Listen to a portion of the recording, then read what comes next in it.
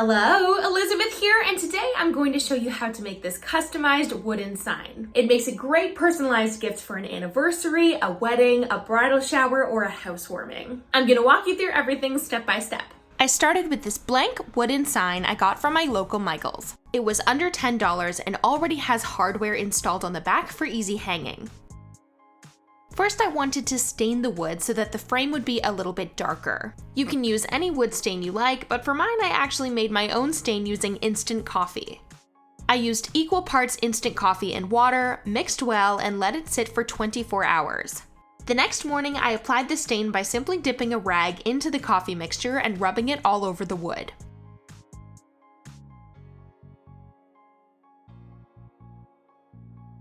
I let it dry in the sun for a couple of hours, and I was happy with the way the color looked. But if you want it darker, you can feel free to do another coat or two, allowing each coat to fully dry before applying more. Next, I wanted the background inside the sign to be white, so I painted it white using a paintbrush and some white acrylic paint. The paint picked up a bit of that coffee stain, and I ended up doing a few coats of white paint to get it fully covered with no brown tint.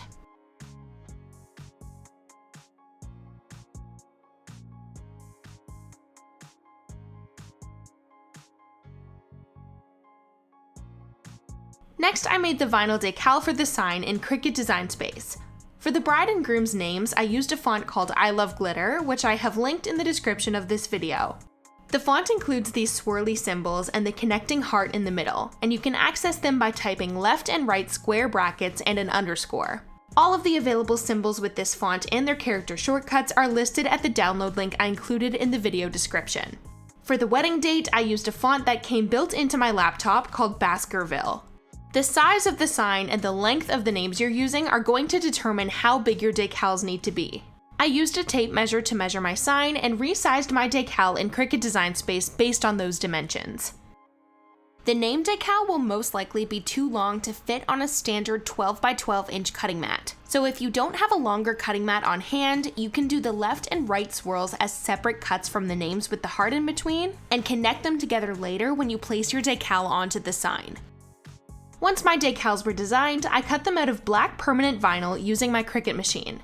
I weeded the excess vinyl and then they were ready to apply to my sign. I've had issues in the past using transfer tape to apply vinyl to wood because the transfer tape can get stuck in the fibers of the wood or the vinyl doesn't stick and everything becomes a mess. So instead of using transfer tape, I just carefully peeled the entire decal off of its backing and I placed it manually onto the sign. This can be really tricky because you're relying on your own eyes and hands to keep the decal level, so I did have to do a bit of readjusting to make sure it was sitting properly.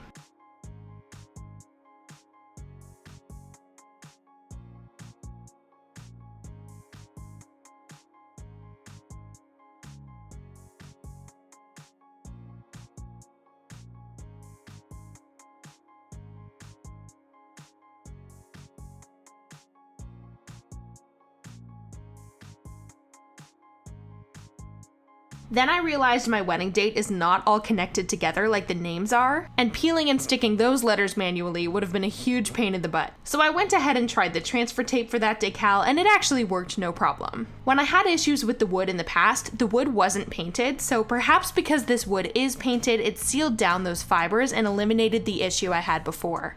So I probably could have used the transfer tape for the names as well and it would have been fine, but just a heads up, it may be worth testing the transfer tape with the smaller date decal and making sure it works before committing to the larger names. And here is the final result. I love to gift these signs because everyone loves a customized gift, especially for a wedding, and the style of the decor is so neutral that it can fit into just about anybody's home. I hope you found this tutorial helpful, and if you enjoyed this video, I would love for you to subscribe to my channel and leave a comment letting me know what sort of projects you'd like to see in the future. See you later!